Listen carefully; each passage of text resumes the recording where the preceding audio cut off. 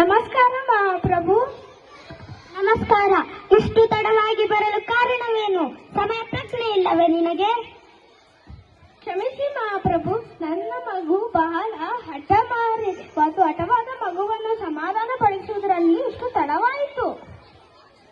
ನೀನು ಸುಳ್ಳಿನತ್ತ ಹೇಳುತ್ತಿದ್ದೀಯಾ? ಮಗುವನ್ನು ಸಮಾಧಾನ ಪಡಿಸುವುದು ಕಷ್ಟದ ಕೆಲಸವೇ?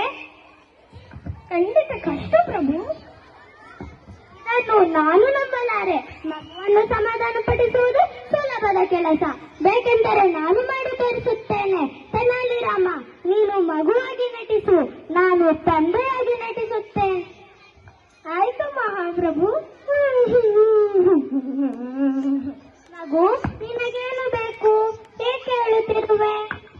ನನಗೆ ನನಗೆ ನನಗೆ ಒಂದು ಆನೆ ಬೇಕು. ಅಯ್ಯೋ, ಅದೇನು ಮಹಾ, ನಮ್ಮಲ್ಲಿ ಬಹಳಷ್ಟು ಆನೆಗಳಿವೆ. ಭಟರೆ, ಗಜಶಾಲೆಯಿಂದ ಒಂದು ಆನೆಯನ್ನು ಅಪ್ಪಣೆ ಮಹಾಪ್ರಭು.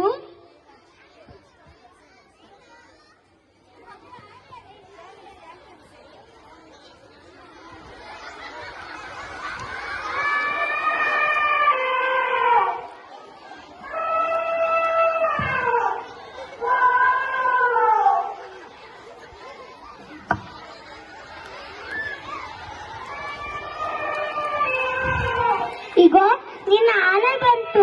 ನಿನ್ನ ಅಳುವನ್ನು ನಿಲ್ಲಿಸಿ. ಈ ಆನೆಯನ್ನು ನನ್ನ ಕಿಸೆಯಲ್ಲಿಡಿ.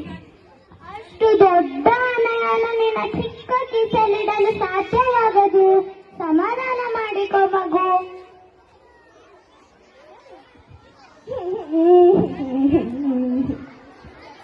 ಹಾಗೆಲ್ಲ ಹಠ ಮಾಡಬಾರದು ಮಗು. ಸಮಾಧಾನ ಮಾಡಿಕೋ.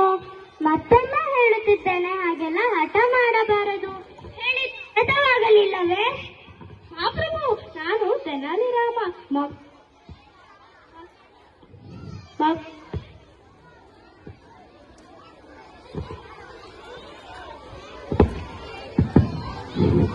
ಮಗು ಹೇಗೆ ಹಠ ಮಾಡುತ್ತದೆ ಎಂದು ನಾನು ಅಭಿನಯಿಸಿದೆ. ಮಗುವನ್ನು ಸಮಾಧಾನ ಪಡಿಸುವುದು ಸುಲಭದ ಕೆಲಸವಲ್ಲ ಎಂದು ಅರ್ಥವಾಯಿತು ತೆನಾಲಿ ರಾಮ. ಆಯ್ತು ಬಿಡು, ನಡೆ, ನಮ್ಮ 3ನೇ ತರಗತಿಗೆ ಹೋಗೋಣ. ಮಂತ್ರಿಗಳೇ, ನಡೆಯಿರಿ. ನಮ್ಮ ಮೂರನೇ ತರಗತಿಯಲ್ಲಿ ಸುಮಿತ್ರಾ ಮ್ಯಾಮ್ ಪಾಠಕ್ಕಾಗಿ ಕಾಯುತ್ತಿರುತ್ತಾರೆ. ನಡೆಯಿರಿ ಮಹಾಪ್ರಭು. ಹೇಳುವ